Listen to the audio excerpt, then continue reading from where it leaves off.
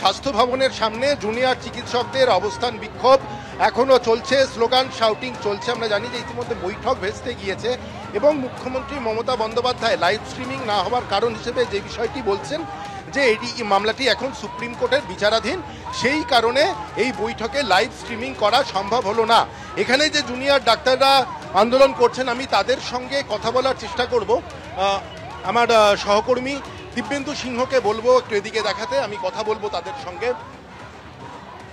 আপনারা কি বলতে চাইবেন যে আজকে নিয়ে তৃতীয় দিন এই অবস্থান বিক্ষোভ চলছে, বৈঠকের একটা পরিস্থিতি তৈরি হয়েছিল কিন্তু জুনিয়র ডাক্তারদের যে দাবি ছিল বৈঠকে লাইভ স্ট্রিমিং করতে হবে, মমতা বন্দ্যোপাধ্যায় সেটা মেনে নিলেন না এবং বললেন যে যেহেতু মামলাটি এখন সুপ্রিম কোর্টের বিচারাধীন তাই লাইভ স্ট্রিমিং করা সম্ভব হবে না। আপনারা কোন দৃষ্টিকোণ থেকে দেখছেন বিষয়টিকে? দেখুন, এখানে আমার দুটো কথা বলার। আমি ডক্টর ওবায়দ, বর্তমানে বিসি রয় মেডিকেল কলেজে আছি। প্রথম কথা হচ্ছে, এই জায়গাটায় আগের বারেও যেটা হয়েছিল লালবাজারের সময়, যে সবাই মিলে একটাই দাবি করেছিল এখানে কোনো ইলেকটেড পার্সন নেই, তো যে কজন গেছে তারা প্রতিনিধি। তো সবাই চাইছিল এখানে যখন আমরা সবাই কাঁধে কাঁধ মিলিয়ে লড়াইটা করেছি, যা হবে সবার সামনে হবে, এটা সবার মধ্যে থেকে কিন্তু ব্যাপার, যার জন্য ওরা কিছু করতে পারছে না। দ্বিতীয় কথা, এটা সবাইকে, গোটা পশ্চিমবঙ্গবাসী এবং ভারতবাসীকে বুঝতে হবে যে এই যে আজকের যে মিটিংটা ছিল সেটা কিন্তু বিচার নিয়ে কথা নয়, সেটা ছিল এতদিন ধরে যে কর্মবিরতিটা চলছে সেটা ওঠানোর। এবং আমরা যদি নিজেরা এই মিটিংয়ের মাধ্যমে যে দাবিগুলো, আমাদের 5টা দাবি ছিল, সেই দাবিগুলোকে ক্লারিফাই না করে এবং মুখ্যমন্ত্রী যদি সেইগুলোকে সলিউশন করা, যেটা ওনার পক্ষে সম্ভব ছিল, সেটা আজকে উনি করতে পারতেন এবং সমস্ত নাগরিককে কিন্তু পরিষেবার মধ্যে দিতে পারতেন কাল থেকেই।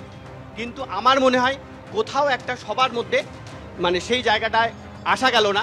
এবং আমি বলবো এই জায়গাটার ক্ষেত্রে জুনিয়র ডাক্তাররা যেভাবে সবাই মিলে ডিসিশন নিয়েছে বা নিচ্ছে, আমি বলবো তারা যথেষ্ট ভালো ডিসিশন নিচ্ছে। এবং আমার মনে হয় যত ক্লিয়ার কাট কথা হবে, যত পরিষ্কার হবে, যত সম্প্রচার সবার সামনে হবে, আমার মনে হয় সেখানে লুকানোর কিছু নেই। এইটুকুই আমার বলার। মুখ্যমন্ত্রী আরেকটা বিষয় বলছেন যে বাংলার মানুষের সহানুভূতি জুনিয়র ডাক্তারদের সঙ্গে আছে, 32 দিন হয়ে গেল, অনেকেই কাজে ফেরেননি এখনো। তিনি বলছেন যে সাধারণ মানুষের স্বার্থে, তাদের চিকিৎসার স্বার্থে জুনিয়র ডাক্তারদের কাজে ফেরা উচিত। কি বলতে চাইবেন? আমি নিজে যেহেতু এতদিন ধরে কাজ করছি, একদম সেই ইন্টার্ন থেকে এখন অনেক সিনিয়র পোস্টে আছি, তারপরেও বলছি যে কাজ কোনোদিন মেডিকেল কলেজ বা অন্য জায়গাগুলো থামে না, কারণ সেখানে যথেষ্ট পরিমাণ আমাদের যারা সিনিয়র ডাক্তাররা সেখানে থাকে। কিন্তু হ্যাঁ, ডেফিনেটলি যে পরিমাণ মাসকে সার্ভ করা যায়, যতটা ভালোভাবে করা যায়, সেখানে কিছুটা হলেও খামতি। কিন্তু সেই এই বৈঠকের দিকে সকলে তাকিয়েছিলেন যে পরিস্থিতি এবার এই বৈঠকের পরে উন্নতির দিকে যায় কিনা, কিন্তু শেষমেশ বৈঠকটাই হলো না। মুখ্যমন্ত্রী কি বলছেন একবার দেখুন। দিন ধরে 32 দিন হয়ে গেছে, ধৈর্য ধরবো, কিন্তু আপনাদের আমি বলবো রিকোয়েস্ট করে আপনারা কাজে যোগ দিন, আমার এটুকু আহ্বান থাকবে। এবং আমি জানি তাদের মধ্যে অনেক গ্রুপ এসেছিলেন, অনেকে আলোচনা করতে আগ্রহী ছিলেন, কিন্তু দু তিনটে গ্রুপ বলবো না, 2-3 জন বাইরে থেকে ইনস্ট্রাকশন আসছিল এবং তারা সেসব আমাদের কাছে আছে, আমরা দেখতে পাচ্ছি, কারণ প্রেসই তো তুলছে, প্রেস তো পেছনে ছিল, তাদের কাছ থেকে পেয়েছি আমরা যেটুকু, যে তারা ইনস্ট্রাকশন দিচ্ছে নেগোশিয়েট করবে না, মিটিংয়ে যাবে না। I am sorry, I apologise to the people of my state and other state, it never happens anywhere.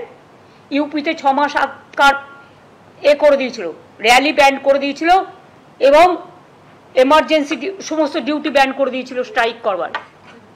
এই ফেব্রুয়ারি মাসে আমাদের হাতে এসমাও আছে, সব কিছু আছে, কিন্তু আমি করব না, কারণ আমি এমার্জেন্সি সাপোর্টার নই, আমি এসমার সাপোর্টার নই, আমি দানবিকতার সাপোর্টার নই, আমি একজন মানবিক মানুষ।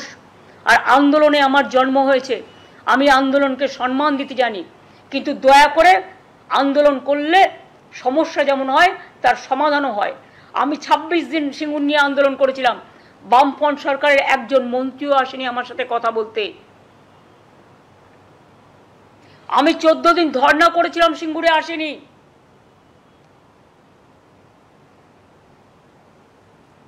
কিন্তু আমরা প্রথম দিন থেকেই চেষ্টা করে যাচ্ছি, উই ট্রাইড আওয়ার বেস্ট। এরপরে আশা করি জনগণ আমাকে ক্ষমা করবেন আমার এই কটি কথা বলার জন্য।